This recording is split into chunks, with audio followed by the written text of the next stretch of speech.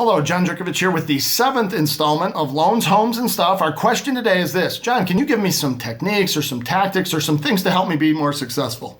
Now, this question comes to us from a mortgage banker, and I'm sure you're probably expecting some techniques or some blocking and tackling things around the mortgage business. However, I'm going to get a little bit philosophical on you here today, and I'm just going to share something, kind of my own experience, what I believe can help each and every person out there.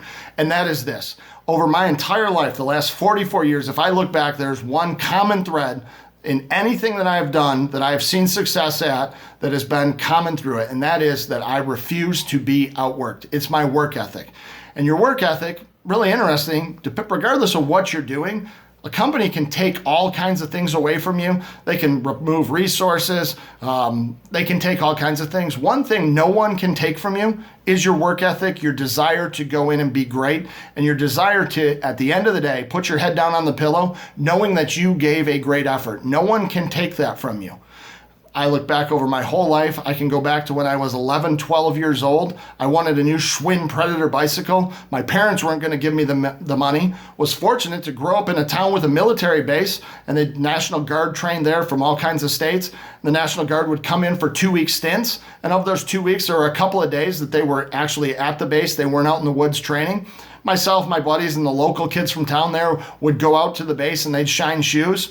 Most of them showed up between 10:30 and 11, kind of just before lunch. They'd go to the PX, kind of the main meeting hub, and they'd wait for people to walk by and say, shoe shine 50 cents, shoe shine 50 cents, and they'd make a living or make some money throughout the course of the day. However, myself and some of my friends said, hey, that's not the way we're going to do it. We're going to have our parents drive us to the far corner of the base, or we'd ride our bike back there, and we'd then huff it back. We'd walk back, hitting every single barrack, asking every single person. We were grinding or hustling. You hear about it all the time today. And at the end of the day, I'd look back and I'd have $100 in my pocket and some of my buddies would have 50. So it was the work ethic, the willingness to go out there and do it that set me apart there. When I got in the mortgage business, now I'm older and not quite as naive, realized a few things. Number one, I wasn't that pretty. I didn't have some business degree from some prestigious university. Heck, I had a degree in exercise physiology. I like to lift weights, and now I'm in the mortgage business. So what did I have? I had my work ethic, and I knew it had served me well in the past, so I'd apply that again. And I flat out outworked people. Saturdays, Sundays, 10, 11 o'clock at night wasn't a late night. That's just when I worked. That's what I did. And I saw success.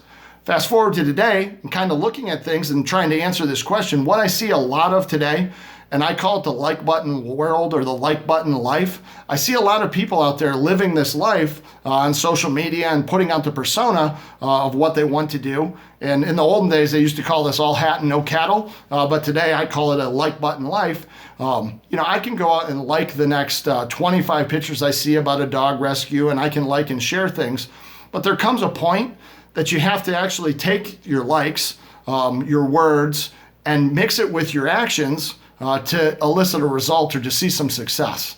And over I see this, and there's a saying that you fake it until you make it. However, you can only fake it for so long until A, people find out, but more importantly, until you realize on yourself, inside the person you are, hey, I'm not really that person, I'm faking it. Now you start becoming regretful that you're not doing these things, because I have a belief, if you're out there liking, saving puppies, on Facebook, it's truly a desire of yours. It's just something you haven't acted on yet. So why not act? Mark Twain once said, and it was a quote of his, that all horses were not born equal, some were born to win.